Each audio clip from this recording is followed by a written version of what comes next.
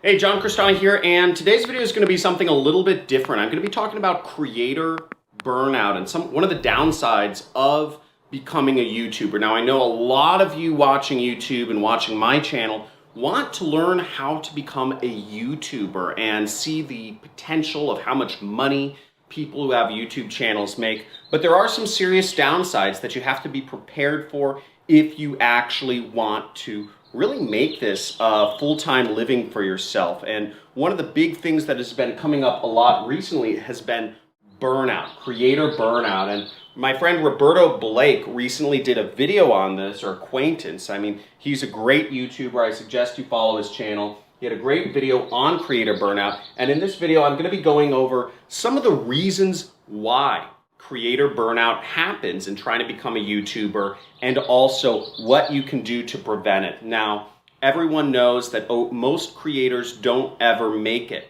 and I'm going to be going over the reasons that prevent many people from becoming full-time YouTubers. So, welcome, and watch out. We're going to have a lot of interesting content. Let's get it.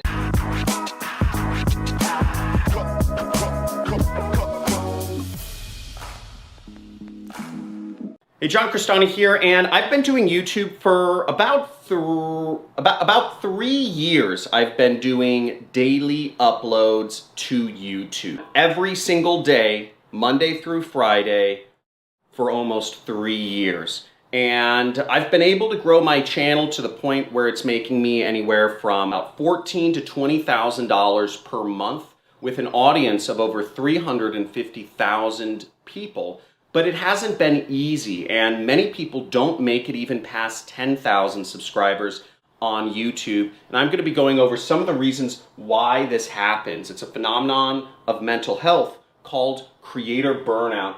And some of the major reasons why this happens is because of it's the YouTube algorithm and how to play with the YouTube algorithm.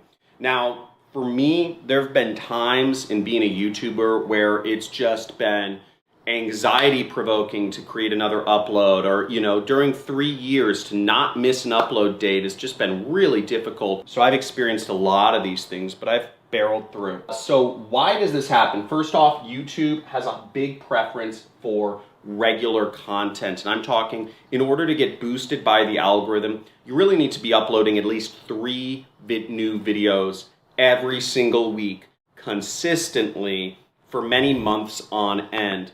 And to be able to do that and not miss an upload date is really difficult for most people from who I've talked to. And it's also difficult for myself because life situations happen, things come up. But the YouTube algorithm doesn't care. The YouTube algorithm doesn't care if your family member's sick, or if your dog has to go to the hospital, or if your computer's broken, or if your video camera has a bug in it, or your software's whatever, your job, your work schedule gave you extra hours. YouTube algorithm doesn't care. All it wants is regular content. And unfortunately, if you miss an upload date, it's going to, from the best I know, severely hinder your progress in becoming a YouTuber. The other factor is the algorithm, from what I see, prefers a narrow focus of content. Now, from what you've seen on my channel, I talk about just affiliate marketing. Really, I'm just talking about affiliate marketing and ways to get traffic for doing affiliate marketing, and also how to do advertising, but everything's focused around affiliate marketing. Now, with such a narrow focus, you end up repeating yourself day after day, or at least week after week, or month after month, especially if you're doing YouTube for years on end. And to really box yourself into a narrow focus, as we're all complex human beings here, it can be a bit difficult mentally to just do the same thing day after day when, for me, and for instance, there's a lot of subjects I want to talk about. I want to talk about being a digital nomad. I want to talk about taxes. I want to talk about complex optimization theory. I want to talk about all of this stuff. But the issue is, I've released videos on all these topics, but again, YouTube won't show that content to many people, nor will it get boosted by the algorithm, because it doesn't lie in that narrow focus that YouTube really prefers in order to keep the momentum of a channel going. It's kind of unfortunate. I do see people requesting many video topics, but I know that they won't cater to the YouTube algorithm. And this is something you have to keep in mind, is that being a YouTuber can, end up getting towards becoming a little bit of a job, because you really have to stick within your narrow focus if you actually want to make an income off of YouTube, or else your videos aren't really going to get picked up and aren't going to be shown to anyone, and then you're just kind of shooting blanks. The next reason why YouTube can be, creator burnout happens is bullying. So, cyberbullying is a real big problem online. If you're a creator, let me know if you've experienced this. But typically for men, for instance, running business channels, you get a lot of hate. You get a lot of people, I've been called a Jew, I've been called a Nazi, not that anything's bad with that, but I've been called a Nazi, I've been called a Jew Nazi. I've been called every single word in the dictionary. I have those comments automatically filtered out now. But still, to get thousands or hundreds of comments a day, just kind of putting people down can be difficult. For women creators, I see just unbelievable things being said about, they're too fat, too ugly, people making fun of acne, or people making fun of skin conditions, or people making fun of the way others talk, or things people do, or things in the background of their videos and people's lives. So, on both sides of the spectrum, there's just a monster amount of bullying, and to be able to put up with that as a creator day after day, week after week, month after month for years can be really wearing on folks, because as humans we're trained to look at the negative and pay more attention to negative things rather than paying attention to positive things or appreciations, etc. So this can really get wearing on people. I know multiple YouTubers who have gotten out and stopped doing their channel completely, or people who have just completely pivoted what they're talking about and basically letting their channels die because of cyberbullying. So it's a real thing. It affects a lot of creators, and a lot of people get out of the game because of this. So to be a YouTuber, well, we'll talk about how to prevent it in a second. Now, the fourth reason I see is competition. So the bar for how good content is, how well it has to be outlined, how well the editing is, just everything related to content, the competition is just rising. So everything has to get better. And that moving bar for what is acceptable and what will get views on YouTube is constantly just going up. And that having a moving target can be very difficult and anxiety provoking for many people to continually get better. I know I went through this last year around August in 2019. I was looking at the other channels in my niche, which is like Dan Locke, Kevin David, etc. And I saw those channels and I said, oh my gosh, the production quality required for me to get to 1 million subscribers, which had been my goal, I just realized I am going to have to increase my game a lot. Even looking at people like Big Mark, who script out, who have either he does the copywriting or somebody else does, but basically every video is scripted out. Every single sentence, every single word has a script to it. And many other YouTubers do have intense competition, and they have the bar is set very high, especially in competitive niches. Really, all niches are competitive nowadays. I mean, you can find small things here and there, but this is a big factor. And beyond this all there's an uncertainty around what YouTube actually prefers you to do in regards to content. So not knowing what to do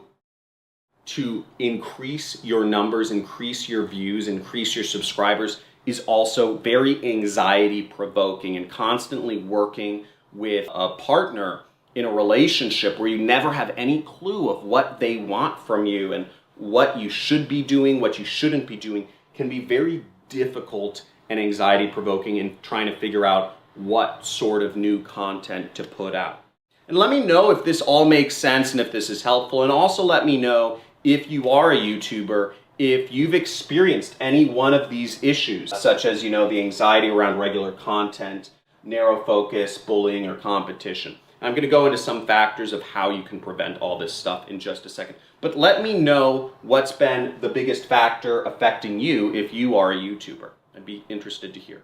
Now, what you can do to prevent some of this stuff is, these are some methods I put into action to help tone this down.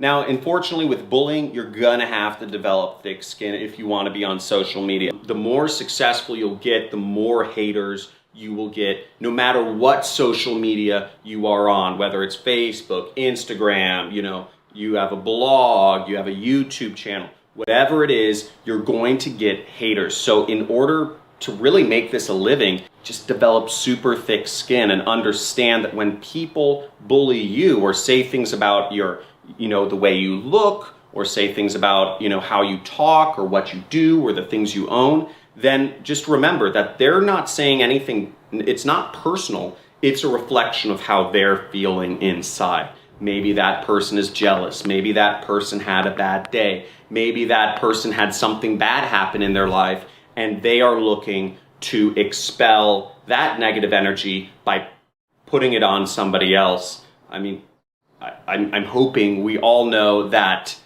if you're having a bad day, yelling at somebody else is not going to make your day any better. It may make you feel a little bit better momentarily, but it's not going to change how you go about in life, and it's just not a good way of dealing with your own emotions.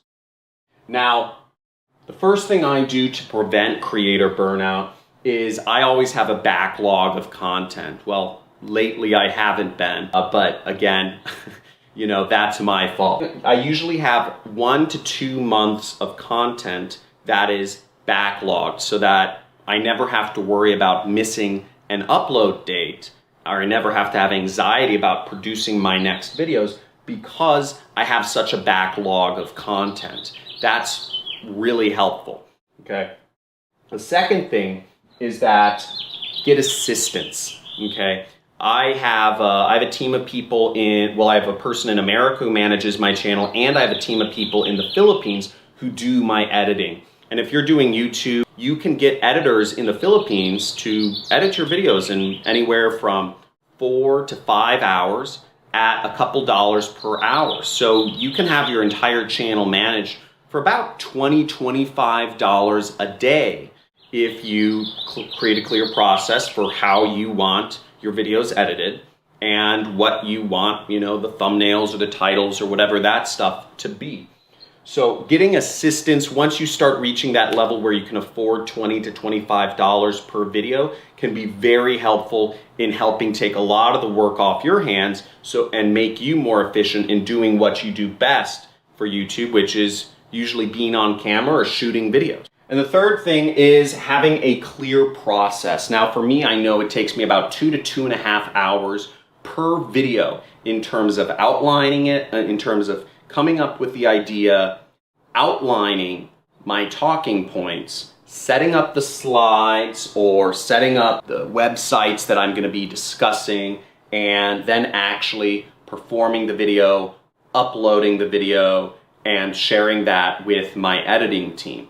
So all of that is about 2.5 hours for me. That's pretty good. For many creators, it takes a full day to do videos. So that's something to keep note of. And if you have an understanding of how long it takes you to do videos, then it makes everything just a lot easier because you have a consistent workflow and process. So I hope you enjoyed this video. Let me know if this was helpful in understanding the downsides of going into some of these business models that I talk about in the comments below. And let me know if you'd like me to talk more about the downsides of different business models, such as the downsides of e-commerce, the downsides of Amazon FBA, the downsides of affiliate marketing, or the downsides of other entrepreneurial type activities, because all of these businesses, they come with their own issues. For instance, some people just don't have thick skin. Yet, I hear so many people want to be YouTubers. You're not going to work out if you don't have thick skin as a YouTuber, because you're going to have to deal with hate and comments as you get into success. So every business model has its downsides. You need to be prepared for them. And let me know in the comments below if you'd like more description about those. Thank you for watching. Looking forward to seeing you in my future videos, and make sure to hit the like button subscribe, and leave a comment. Have a good day.